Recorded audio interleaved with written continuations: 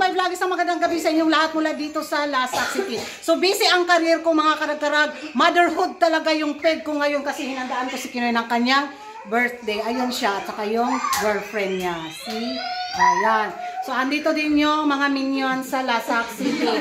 Ito yung mga lola ni Kinoy, mga ex ko, ex-sister-in-laws. Ayun. Si Mother Binyang. Oh. Tapos si Father Witwit. So, ito na. So, kantahan na namin si Kinoy ng happy birthday. So, ready? Go! Happy birthday to you! Happy birthday to you!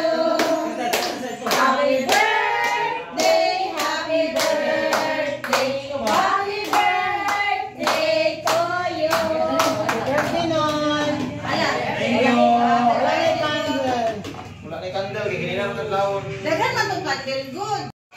So yan ang mga karag-karag. So habang naglilinis, naguhugas si Kinoy dito sa mga kalat sa kusina, yung kalat ng chismisan din sa beauty pageant, makipag-chikahan ako sa inyo kahit alam kong late ako dahil nga sobrang busy yung sirkulasyon ng buhay ko kanina. Pero nakasilip ako ba dito nga sa yung nangyari ng pag-uukray ni Uncle Kai at Isa Manalo at kasama si Maring Vena. So kahapon nag-apologize si Uncle. So alam natin kung sincero man yun o hindi.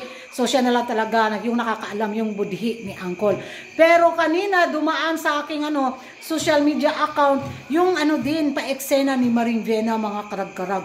Alam ko napanood na ninyo yung apology niya. Pero sa mga hindi pa kagaya kong busy, nako, watch this.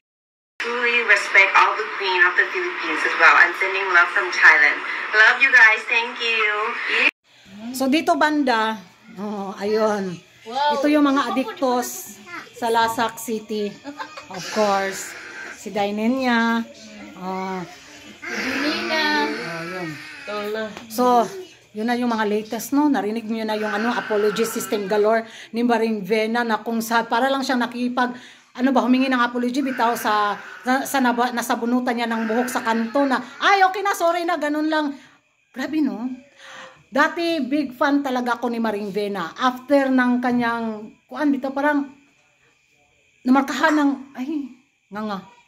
Pero wala tayong magawa kasi kukontrahin niya talaga ang mga Pinoy beauty pageant lovers, magiging lagapak yung magiging eksena niya sa kanyang journey sa Miss Universe 2025. Dahil alam naman niya na marami talaga mga Pinoys ang sumusuporta sa kanyang laban mula pa noon, una niyang sali hanggang sa makurunahan siya sa Miss Universe Thailand 2025. At dito nga sa kanyang naging emosyon galore, sa kanyang face lock galore, sa naging pang-ukray ni Uncle, sabi nga nila, guilty daw talaga si Maring Vena kasi humingi ito ng paumanhin. So, apology accepted, tao lang nagkamali. So, sana, kahit alam nating plastikan yung nangyaring pa-apology niya, tuloy pa rin ang laban. Sana sa susunod maging maingat na si Maring Vena din, lalo na't kasama niya si Uncle Bitaw, dahil alam naman natin si Uncle kung gaano gumawa ng karudumal-dumal na eksena para lang mapag-usapan, para lang mapag-chismisan sa social media at madamay pa si Maring Vena Bitaw. So ewan ko sa inyo mga karag-karag kung ano yung magiging reaction nyo sa pa-apology eksena galore ni Maring Vena para kay Isa Manalo.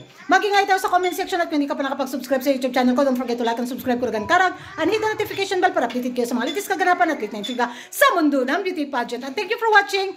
Bye. Gary Banda. Bye. Kari, ang bully na akong ex-sister-in-law nga dako kong tiyan. Nang hinaway siya na ako mga karag-karag na dako na daw kong tiyan. Ang iyang tiyan.